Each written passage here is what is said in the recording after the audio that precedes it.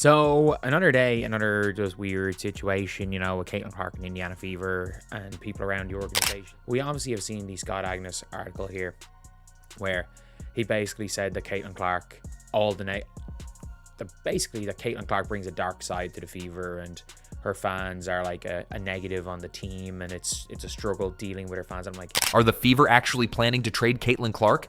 Yep, the internet's whispering, and the vibes are getting weirder than a halftime mascot race. Did she score too much? Smile too hard? Sell too many jerseys? Something's fishy, and it ain't the pregame meal. Stick around as we dig into the chaos, connect the dots, and maybe uncover the dumbest front office move since ever. Grab your popcorn. This one's going to be hotter than a Caitlin Logo 3. Another good win by the Indiana Fever today versus the Seattle Storm, but I got a big concern with Caitlin Clark, man. So looks like the Fever have been figuring things out, man. So let's just say Clark comes back toward the end of the season. Fever do their thing in the playoff. Let's just say, for the sake of my argument, the Fever win the championship, man. With Caitlin Clark having missed pretty much most of the regular season, would this championship not hold that much weight? Because I can already see the haters saying she missed most of the regular. Let's be clear. If the Fever ever decided to trade Caitlin Clark, they might as well hand out "We Quit" signs with every ticket stub. You thought Indiana traffic was bad? Wait till you see the stampede of fans sprinting to whatever team ends up with number 22. We're talking about the most marketable, most talked about, most Googled player in women's sports, and they'd trade her for what? A bag of slightly used warm-up towels and a future second-round pick? Please. he literally said, and he was like, there are some people that are not here for basketball, not here for the Fever, but are only here for Caitlin Clark. It's like, if you're a fan of a player and you're here for the basketball and you're there watching games and everything, you're a fan of a player playing basketball. I don't see there's an issue with that. And according to his thing, to him, he was talking about how it was such a struggle for the team, and obviously he's someone who has access to the team. And he mentioned the the fans coming on saying fire stuff. The Fever's arena would go from packed to echo chamber faster than you can say worst trade in sports history. Right now, Clark is the main event. She's not just selling out games, she's selling out cities. Every time she steps on the court, concession stands get wiped out. Merch tables look like a looted Black Friday aisle, and suddenly, everyone's grandma owns a number 22 jersey. And you're telling us they'd toss that away like yesterday's box score? The reason why I was a little disappointed in Sophie's take is that, she's right. It's just that she did say, and I thought this was a better explanation, she was saying that when she played in Phoenix, that she was in the locker room, and so many of the players in the locker room were saying things like, oh, we're going to show Caitlin Clark what the W is really about, and would sort of go after her. And in some ways you can understand that because she was a rookie in the league. But ultimately, when you see all this vitriol of people who cannot stand her, it's like, okay, well, what has she done wrong? Yeah. She's a great basketball player, so... The math is not mathing. You don't trade the one player who turned your franchise from background noise to primetime drama. Before Clark, most of the WNBA world couldn't pick the Fever logo out of a lineup. Now, they're the Beyonce of the league. Front, center, and trending. That's not coaching. That's Caitlin. She is a badass and a trash talker and gives it as good as she gets it. And she is an object of scorn for good reason. She's awesome. She's swaggery. She does turn your home crowd into a road crowd. She is a frustrating player to guard, all of it. And if she is, for some of these teams, a bit of a villain, that's sweet. It only will make her better. She is already one of the 3 or 4 best players in the sport, as a lot of us thought she would be in short order. If they pulled the trigger on a trade, they'd also be firing their shot at Relevance. Because let's face it, Clark's not just a player. She's a walking media machine. Cameras follow her like she owes them money. Every shot she takes ends up on 5 different sports shows, 3 podcasts, and your cousin's TikTok. Trade her, and that spotlight, gone. Poof. Vanished like your playoff hopes in mid-June. And here's where it gets even better. Whatever team lands, Clark would become America's team overnight, instantly. Doesn't matter if it's Minnesota, Seattle, or a team in a town with more cows than people. You slap that number 22 on a jersey, and suddenly that franchise has more fans than the Super Bowl. That team will go from who to take my money faster than Caitlyn hits a logo 3. Meanwhile, the Fever would be sitting there in a quiet arena, trying to hype up a gritty rebuild. Oh, how adorable. They think a sudden jump from 2,000 people and a popcorn machine to sold-out stadiums is just because of good defense and community outreach. It's like thinking people go to Disneyland for the churros. Number. They came for Mickey Mouse. Caitlyn is Mickey Mouse. The Indiana Fever posted this about Caitlin Clark to give like the official what is going on with Caitlyn's injury. So they said Caitlin Clark underwent further medical evaluations earlier this week, which confirmed that no additional injuries or damage was discovered. Clark will continue working with the medical team on her recovery and rehabilitation with the priority on her long-term health and well-being. There is no timetable available for her return. But I do think it's interesting that ESPN has listed August 12th as a possible return date for Caitlin Clark. But the internet noticed something specific that Holly Rowe had to say on the broadcast. Holly Rowe said that before the last return after a quad injury, she had no This isn't a normal fan base. This is a full-blown movement. These people aren't just watching. They're traveling. They're posting. They're turning WNBA League Pass into the hottest streaming service of the summer. You think they'll stick around and cheer for the Fever's next chapter if Clark's doing trick shots in another city? Absolutely not. They'll follow her wherever she goes, like Swifties, but with better free throw form. There's a delusional idea floating around that once Clark's gone, the team will still be competitive, and fans will stay loyal. To that, I offer a very respectful good luck, because unless you're replacing her with a genetically engineered super player who can hit threes, play point, sell tickets, win MVP, and cure boredom all at once, you're not getting even close. You're getting tumbleweeds and regrets. Let's talk money. Trading Caitlin Clark wouldn't just be a bad basketball move, it would be financial malpractice. Letting her go would be like Apple firing Tim Cook and replacing him with a Roomba. You know, she didn't play most of the games to get them to the playoffs, all of that. She won a championship and she was hurt most of the season, and the team was out there winning games without her. I can already see people saying that, man. So I'm just curious, man, because I'm thinking like, damn, you know, Clark has missed a lot of this time. You know, you play the regular season and get to the playoffs. Clark has missed, you know, most of the season so far.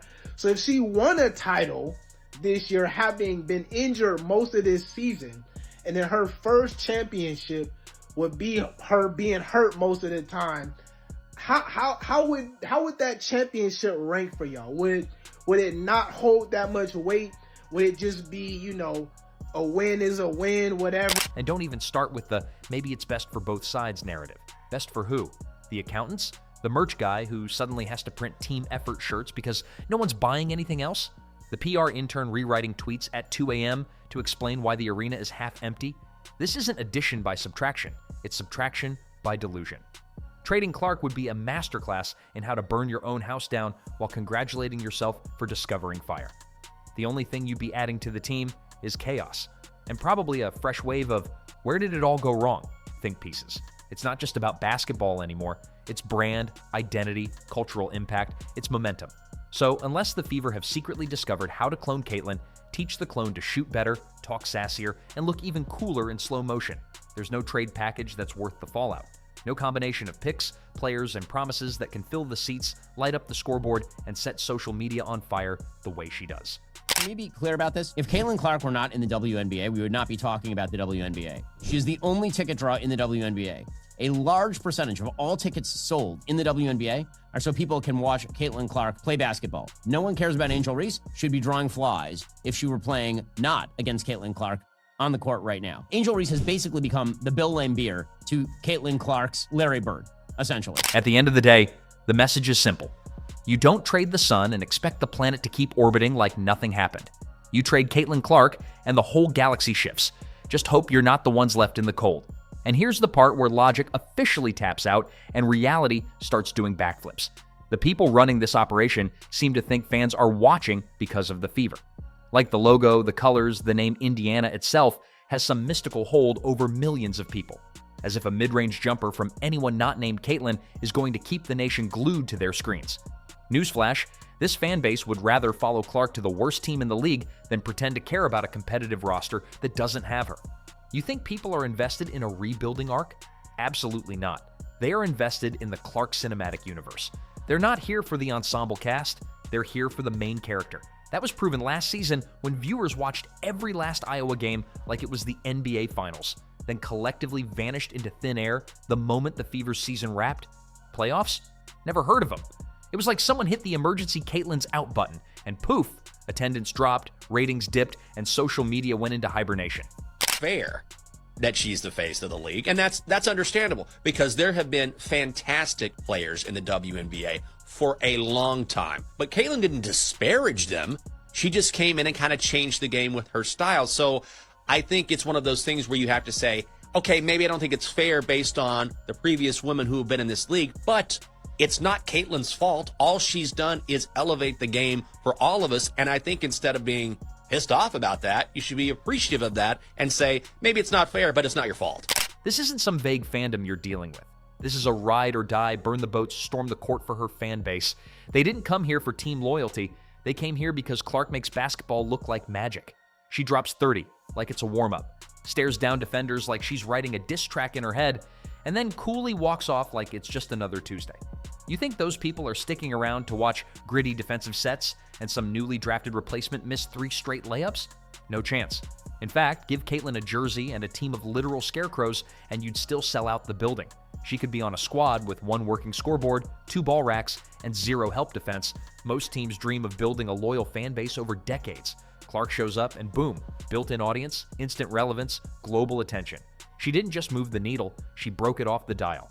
Her fan base isn't just the biggest in the league, it's bigger than some teams' entire existence. 1 player, 1 movement, 1 walking highlight reel. Fever Sky tickets dropped 71% on TickPick after Caitlin Clark injury. The get-in price for the Chicago Sky versus Caitlin Clark's Indiana Fever game was $86. After Caitlin Clark's injury announcement is now down to $25. And you Angel Reese fangirls will still believe and think that Angel Reese is the reason why people are watching the WNBA. Since y'all want to make it about race, this white girl over here is the reason why fans are tuning in to watch the WNBA, not because of this guy. So imagine the absolute comedy of trying to convince people to stay loyal to the Fever after they've traded the literal reason those people even know the team exists. It's like kicking the headliner off a tour and wondering why nobody showed up for the backup yodeler. Clark isn't just part of the story, she is the story. You remove her and you're left with plot holes and empty seats. And it's not like these fans are casuals either. These people know Caitlyn's stats better than they know their own phone numbers. They've got her merch, her mixtapes, her jersey in multiple colorways. They watch pressers, rewatch games, argue in comment sections, and lose their minds over a cross-court pass. This isn't just admiration, it's borderline devotion. See how many people tune in when Caitlyn's cooking up triple-doubles in another jersey, and the only buzz around the Fever is a mosquito in section 112. These fans aren't watching a system, they're watching a spectacle. And when the spectacle leaves, so does the attention, so do the dollars, so do the screaming fans who flew across the country just to see her warm up. One thing that I love that she's bringing to her sport, more people want to watch. More people want to tune in. Don't get it twisted. Don't get up. Caitlin Clark is the reason why a lot of great things is going to happen for the WNBA. But for her individually, I don't think she should get involved on nothing that's being said. Just go have fun, enjoy, but I'm rooting for Caitlin because I've been in that seat before. I've walked that road before. I hope she kills. I hope Aaliyah Boston does amazing. That's what makes this entire scenario hilarious in a tragicomedy kind of way. The Fever aren't just holding a player, they're holding the key to an entire movement. And somehow, they might not realize that if they fumble this, it's game over. Not just on the court, but in the marketing room, at the box office, in every single grow the game meeting they'll ever attend again. Because Clark could suit up for a team that's won 3 games in 5 seasons, and overnight, it becomes must-watch TV. She'd walk in, change the culture, boost morale, double the revenue, and make defenders look like unpaid interns. The fans wouldn't just follow, they'd upgrade their cable packages, start booking flights, and crash the team's website trying to buy tickets. You think a few pick and rolls are going to replace that kind of electricity? That's not basketball optimism, that's denial with a side of delusion. Trade her, and you won't just lose a player. You'll lose your identity, your audience, and your relevance. And you'll watch as Caitlin Clark turns some last-place franchise into a dynasty while Indiana gets left behind, wondering how they turned gold into dust. A lot lot of people say that Caitlin Clark moves the needle. That is wrong. She is the needle. She dictates. We all know what she's done on the floor. It's history, right?